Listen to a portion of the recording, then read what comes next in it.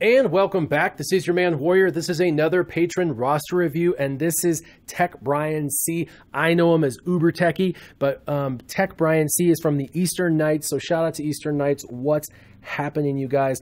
So he's asked about Basic Arena, Ships Arena. Those are kind of the staples for a lot of people.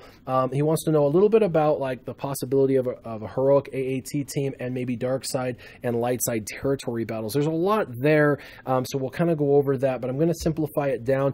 Now, Bryan classifies himself as a whale. He did start 3 months ago, and 3 months ago was just before the whole Night Sisters thing happened. So he has a unique opportunity that a lot of people don't, and that is that he has walked into the Night Sisters and their recent rework. Now, the team you're using is kind of a hodgepodge of new characters that you develop right at the very beginning, such as Lando and Boba Fett and Stormtrooper Han. Those three you develop right away, and everyone should know those three are some of the most important three characters because they're scoundrels, right? And you need the credits from the credit heist and the droid training. So those three characters are important. So because you've developed them as high as possible so you can get all the max credits and droids, it makes sense to throw them into your arena team and then toss them in with a couple other good characters. The TIE Fighter pilot being one of your ship's pilots that you've developed, and Mother Talzin, who happens to be pretty overpowered by herself. Now we're going to go into your arena team because I actually am going to suggest completely and utterly changing the entire thing up, and I think you're going to be pretty excited. Yes, that's right, Night Sisters. You may be like me and say, I don't want to play the Night Sisters, but I'm telling you, it's kind of like when life gives you lemons, you make lemonade. You have a great spread of Night Sisters. They're kind of like Resistance is for the light side. They're phenomenal in territory battles, and that's something that you're going towards. And so the Night Sisters, though, if built correctly, is definitely a top 10 team very easily all day, every day on your leaderboard. And I know Arena is something that you want to do better in. They're extremely good on defense, especially if you start to get higher speed mods, but even without good speed mods, it's a great lower end team to climb and get into that top 100. So you can use on this Asajj Ventress or Mother Talzin as a lead.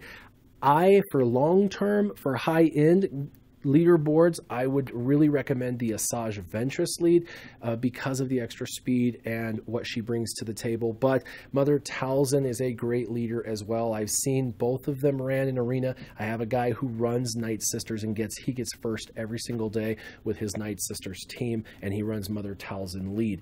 The three core for a Night Sister team to work is Asajj Ventress, Old Daka, and Mother Talzin, and you can run either Mother Talzin or Asajj as the lead. Now, you're not really into the Zetas a whole lot because you're only 3 months in, but you do care about and are very good at ships, which means you're going to be getting a ton of ship currency that you can potentially use for Zetas, and you'll be able to unlock the Zeta Challenge easier than most because of the focus there, and that means you'll be able to get naturally Zetas.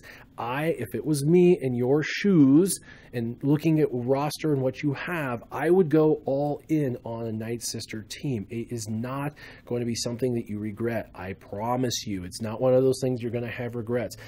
Asajj is unique. Old Daka's unique.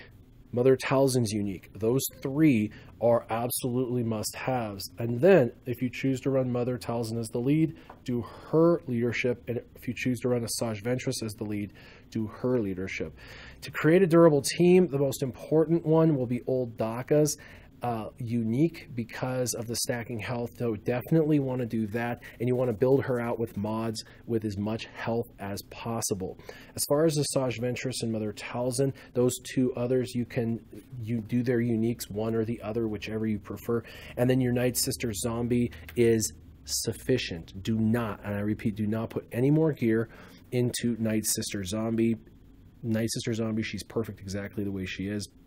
And then you can round this team out with Talia, or you could put an Acolyte. Although Talia does cleanses and heals and hits for a decent amount, and so you really could use the top 5 Night Sisters in Arena, and it's absolutely amazing. Even with no Zetas, you could do very, very well. Now, if you want to do the whole trick with the Night Sister, Acolyte, and Zombie, and that will help you really climb really fast, high in arena, and make it very difficult for people on defense to kill you, you want to make sure that the Acolyte goes into stealth, and so you're going to have to develop her a little bit more so that way she can take a few AoEs, because a lot of people run things like R2-D2 and whatnot, and you're going to want to be able for her to take the burn and not die from that. So you'd want to develop the Acolyte a little bit more. Of course, if you made this your arena team, you would put all your focus and energy into your pilots, and then you'd put all your focus and energy secondarily into this team. I'm telling you, once you have a full Night Sisters team and built correctly, you are going to be completely blown away by what they're capable of in arena. So this is definitely a phenomenal team, and for anybody out there who's listening and they have Night Sisters just kind of given to them, and this is what their Night Sisters look like in comparison to all their other characters, then I would say, like I said, take lemons and make lemonade with it, okay? As far as ships, you're getting #1 every day. So your ship pilots are going to become #1 most important. This is where your majority of crystals is coming from, and you want to continue to develop that which is feeding you the free currency, right? The free currency of crystals is the most important part of this game. So you definitely want to continue to use the Executrix and Biggs, which you're using, the Imperial TIE Fighter and the First Order TIE Fighter like you're using.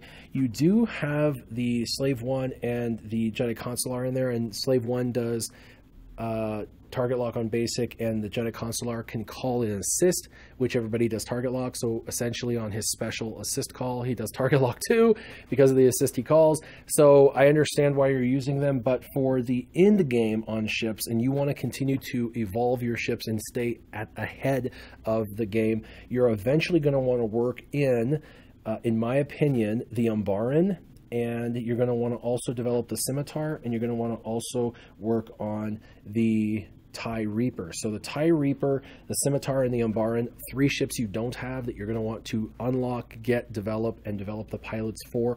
But the Umbaran is going to be the fastest and quickest. Both 5s and his ship are phenomenal and easy. It's also going to bring durability, and in an early leaderboard like you're in, of only 3 months, he's going to bring a durability you need because a lot of the ships are squishy. So you're going to want to run him with Biggs, and that will really make sure that you maintain your cutting edge in the top 5. So get and develop the Umbaran and also the Pilot 5s, and then also get and develop Darth Maul and the Scimitar, because I'm going to suggest that you replace in your initial lineup Slave 1 and the Jedi Consular ship with your TIE Advanced, and then also the Umbaran. Now you have the ship and the pilot both at gear or star level 4, and so far that's sufficient. All you really need to do is gear that guy up. 5s gearing up is about average, and you should be able to get it to gear 7 or 8 pretty quickly. And so, but the Umbaran Starfighter you just need to gear up. So once 5s is ready, you're going to pull out Jedi Consular, and once you get that done, you can pull also out Slave 1 and put in the TIE Advanced. And then in your backup, you're going to use the Scimitar, Slave 1, and Sunfac. And Sunfac is another one of those ships where you have the ship and the pilot at 3 stars, but no development whatsoever. What's really cool about this ship is it's a tank. It can stun, which can delay, right? It's a tank, so it takes a lot of damage.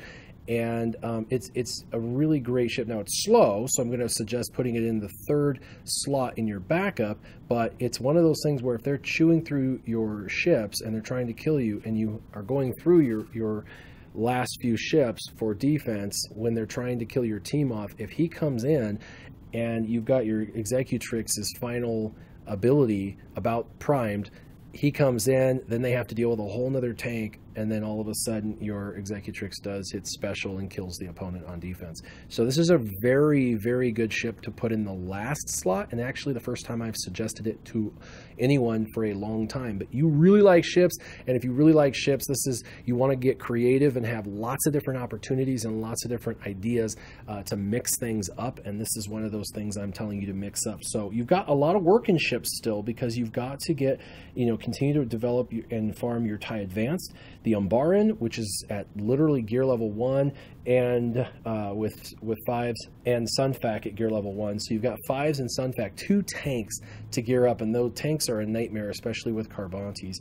But you definitely want to develop those 2 ships. Also, of course, the Scimitar with Darth Maul.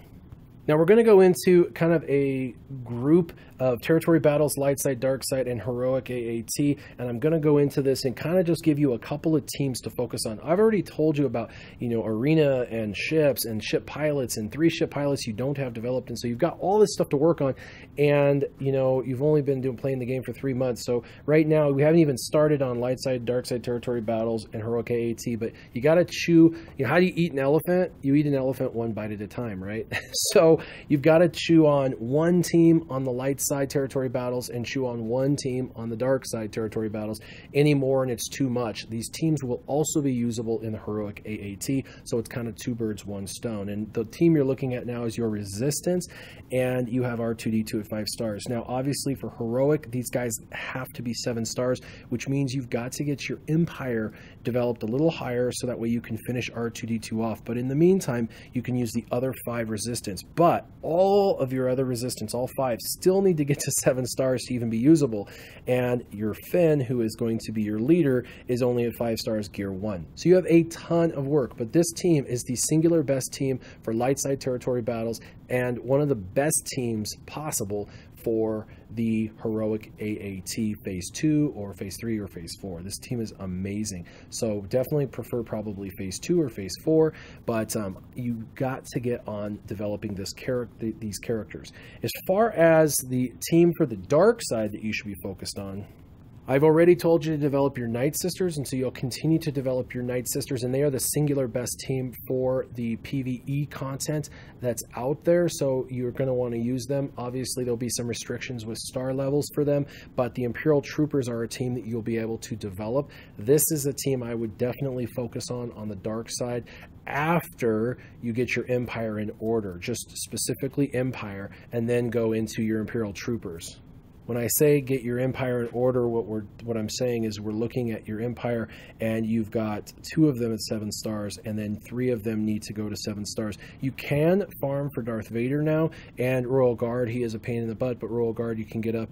And then also Emperor Palpatine. Again, with Emperor Palpatine, it's Rebels, but you now have 5 7-star rebels, and so the next time Emperor Palpatine comes out, you should be able to get him 7 stars, and Emperor Palpatine is a staple. Side note, Emperor Palpatine and Darth Vader are both very easy to gear in comparison to all the other characters in the game. Very easy to gear.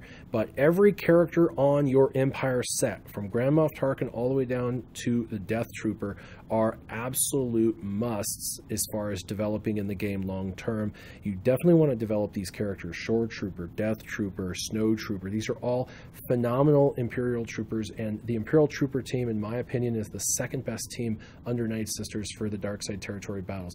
Now, the Empire and Imperial Troopers piece of it is more out of reach than your Resistance. So if I was going to focus on one of these 2 teams at one time, I would focus on Resistance first, and then these Empire/Imperial Troopers next. And keep in mind, Arena and Ships Pilots are still going to be a higher priority than these guys. But I hope this helps. You've only been playing for about 3 months, and so you're doing phenomenal for 3 months. Again, even in Arena, you're in the top 50, and of course in Ships, you're able to get #1 every day. On a side note, the last thing you asked me about was how to get to gear level 12 the most efficiently, and the way to do that is it takes time on every character gearing. You can gear by spending on refreshes to get most characters to gear 8 or 9 very easily. That's basically what everyone does, and then that's where everyone stops, right, is gear 8 or 9, because it's hard to get past that. Once you get to that level and you start hitting those hard to get pieces, you need to start saving your crystals from Ships Arena and only use a couple refreshes for, a period of time, like a week. Save for a week, only do the 250 crystal refreshes and save the rest of crystals for it, and save for a week, and you're going to have a couple thousand crystals by the end of the week, and then use those couple thousand crystals to buy 1 or 2 pieces of critical gear for a specific tune, whatever tune you're stuck on. You can farm the rest of the stuff, but when you run into that piece that you can't farm, like a raid piece that you're not getting, or it's a higher level in piece that's a gear 11 11 piece or something, that's when you would use those crystals to get that one piece to push that character into the next level. So to get to gear 12 most efficiently is really to take one character and say, I'm going to make him gear 12. He's super important. And so you focus on him, you gear him free to play with your refreshes until you run into a wall, and then you save your crystals up from ships and you buy that wall out of the shipments of whatever that item is. Once you get the character to gear 11 or 12, wherever you feel like stopping on the character, you can move to another character and hyper focus on them. You need to focus on ships, pilots, and arena players as well, because those are the two that you're going to get crystals on. Those are the most important, right? Because that's what pays you the free in-game currency. So we talked about arena. I think your Night Sisters are going to do way better with either Asajj or Mother Talzin as the lead, Old Daka, and then of course the zombie and possibly the Alkalite, or you could use Talia. And then for ships, you know, you're doing excellent. Keep using the team you're using, but I would definitely work on the Umbaran, Sunfac.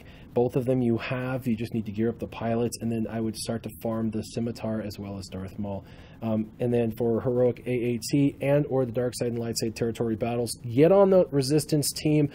Make sure that you get them good. Get your Empire up high enough you can get R2-D2 to 7 stars, and the Empire 7 stars will also happen soon, because your Rebels are going to help you get your Emperor Palpatine up to 7 stars the next time that comes around shortly. I hope this has helped. If you have any questions, leave them in the comments down below. If anyone has any comments for him, leave them in the comments down below. And keep your gaming on. Warrior, out.